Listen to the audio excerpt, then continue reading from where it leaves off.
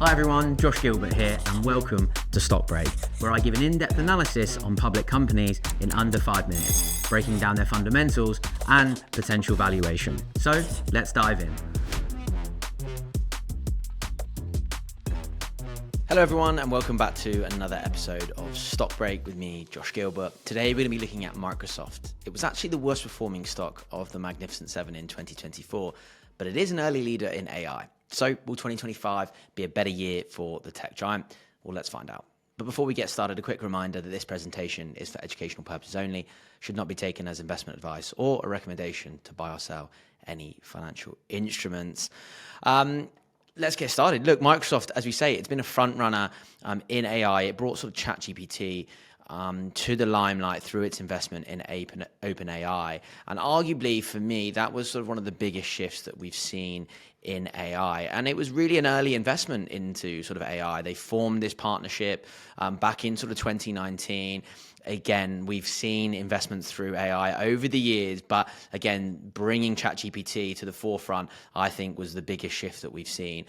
Like other big tech names, they've been spending heavily to stay ahead in AI, which is needed, but the market has been spooked slightly with the big capital expenditures that we've seen from Microsoft. Look, if we're looking back to 2024, shares were up by about 13%. They had a great start to the year. And then sort of the fear of slower growth really dented the share price and maybe the lack of monetization in AI. They started to see capacity constraints through their data center models, and that sort of limited their ability to meet demand. And that resulted in a slower growth forecast for its Azure cloud computing business, which, as I say, I think really dented the shares towards the back end of 2024. Look, let's break down some of the other areas of the business as well before we move on. We all know sort of Microsoft, it's embedded in our daily lives. It's a powerhouse because it has several revenue models. AI contributes significantly to its intelligent cloud, also known as that Azure part of the business. That is the main revenue driver. It generates about 43% of overall revenues in the last fiscal year. This encompasses various other cloud solutions as well. It contributes to enterprise productivity. And again, it's a very, very big business model and drives the key revenue driver.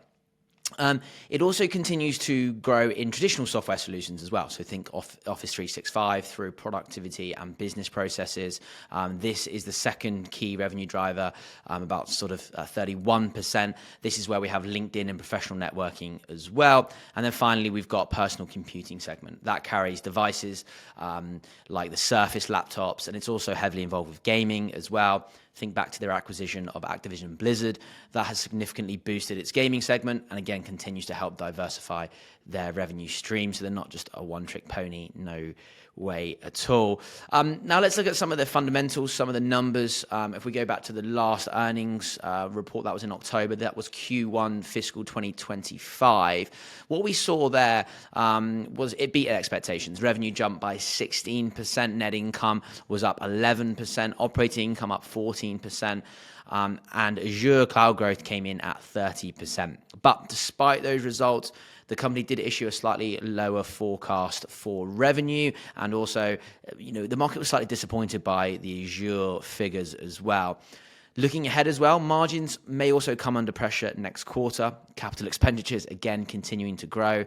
Last quarter, CapEx was in excess of or around about 20 billion. That was almost double of that of last year.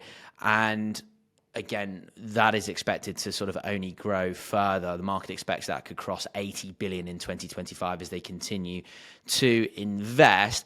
But those sort of early investments, I think, are going to continue to keep sort of paying off. So through the continued increase in daily active users of ChatGPT, the greater adoption of OpenAI models, that could drive billions and billions of dollars in sales in 2025. And that's going to be coming from that Azure business as well.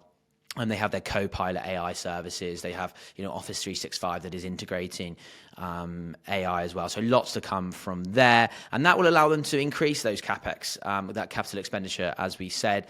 they're spending a lot of money, but it is really needed to continue staying ahead. And again, it is also important to remember they do sit on about $75 billion in cash as well, and that's expected to reach about $100 billion by the end of, or the middle of 2025. So it's got a bit of a war chest behind it, so no need to worry there. A quick look at its valuation. Look, the stock is trading about 32 times forward earnings. Look, we're expecting to see double-digit earnings growth and revenue growth. So it's not cheap, but look, I think you're ultimately paying for that potential growth. But if we look at Alphabet, that's the cheapest Magnificent Seven stock. It's at 22 times forward earnings. Will it have as much success in AI as Microsoft? That's a big question. Maybe not, and that is the reason I think we're probably seeing that valuation sort of difference there. It is seeing maybe stronger earnings growth in the year ahead. That is Alphabet, but that does come after a really poor 2022. So the comparison maybe isn't as, apples to apples. What Microsoft is doing, though, they're accelerating revenue growth. They are already showing early signs of AI monetization. We're seeing interest rates starting to decline. And I think Microsoft offers somewhat of a bit of a safe haven as well, that status that it can come with following, the election. We're going to see, these tariffs coming in. And I think it has minimal exposure to those new tariffs or any China-related risks as well. And then if we look at the Guru Focus tracker, it sees the stock as fairly valued at current levels. I think that is pretty much fair. But if it can meet demand and AI continues to pay off, then I think paying a premium is not a problem. It has a great history of ROCE, of sort of returning on capital employed. So I think, look, not to be too worried about the amount of money they're spending right now. It also ranks the business as 10 out of 10 for profitability as well. And with all of that being said as well, analysts are pretty bullish on the stock for the year ahead. So if we look at Bloomberg's analyst recommendations, Microsoft has 63 buy ratings, 5 holds, an average price target that is just over $505. And that signals an almost 20% upside, which out of all of Magnificent Seven, that is the highest analyst recommendation. So its valuation isn't cheap, and there are maybe cheaper Magnificent Seven names out there like Alphabet who are still growing at a solid rate, and that may take some investors' eyes. But Microsoft is going big on AI. It's spending ultimately close to the most alongside Amazon, and it's got those early investments as well. And if it does continue to pay off, then you'll see that reflected in the share price throughout 2025.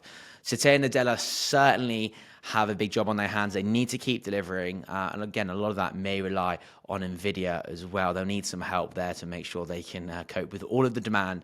But as I say, analysts do see a 20% upside from here this year for Microsoft. And at the start of the year, it is the highest potential upside of all the Mag 7 stocks.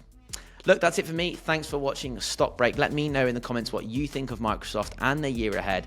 To stay ahead on all things investing, follow us on all podcast platforms. Just search for Digest and Invest.